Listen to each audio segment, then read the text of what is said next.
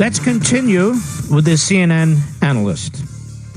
Prosecutors would have given him immunity, that is, the CFO Trump operations, if the information provided was not valuable. So what did Weisselberg provide? It appears that he was asked about, for example, according to Weisselberg, he did not know that the retainer agreement with Cohen was meant to repay Cohen for money Cohen personally paid to Stormy Daniels. This suggests the payment was falsely described in Trump Organization financial records. See what I mean?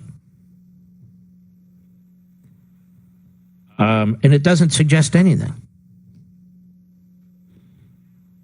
In addition to any campaign finance violations Weisselberg may have been involved in, the creation of false financial cuts off. All right, I have to go on. It cuts off.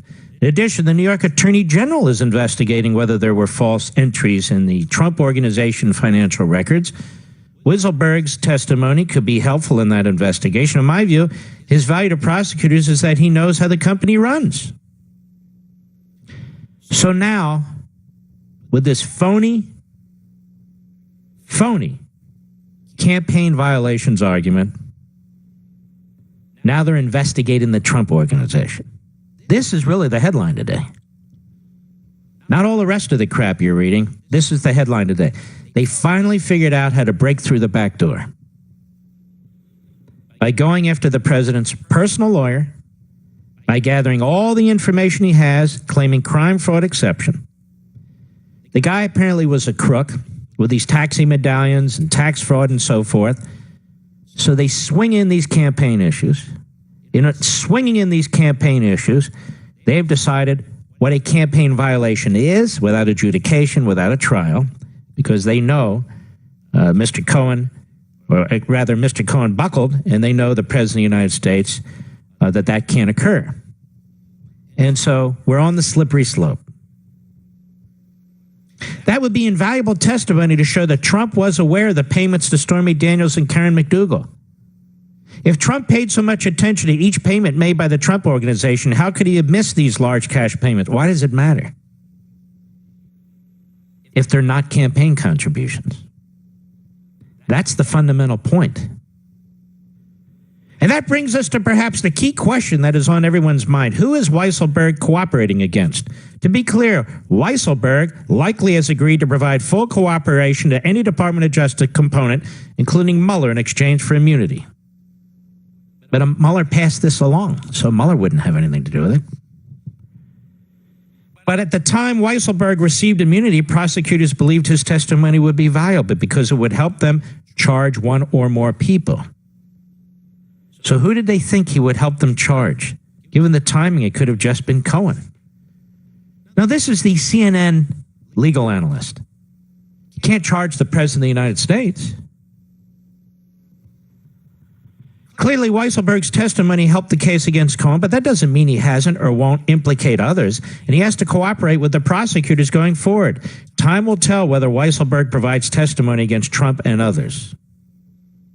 Then, what's interesting here is a guy by the name of George Conway jumps in, and they're very fascinated over at Mediaite with George Conway. He's the husband of Kellyanne Conway. And Conway says it means that individual one needs a real lawyer. I know of George Conway. I think I may have met him once or twice. He's Kellyanne Conway's husband. I've been quiet about this.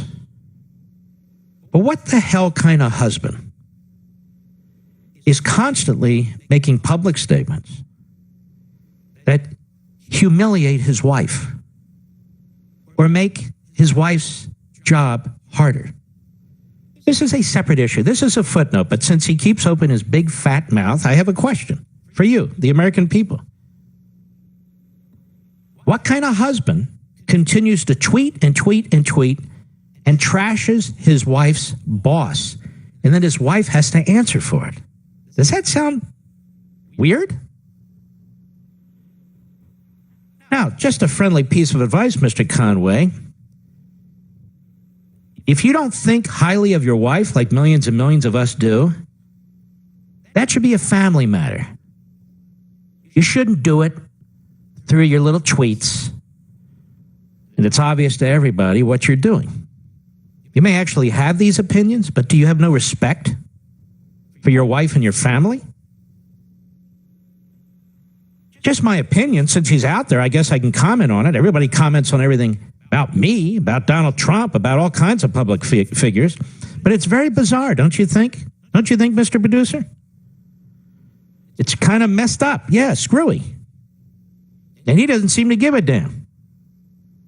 I mean, you do have children, pal. You really ought to be a little bit more protective of your wife and your family and your children, in my humble opinion. So if you're going to tweet about all this stuff, we can talk about you too. Keep it up. I could care less. It's of no consequence to me or the country. But since you're out there and you're in everybody's face, it just seems rather bizarre to me.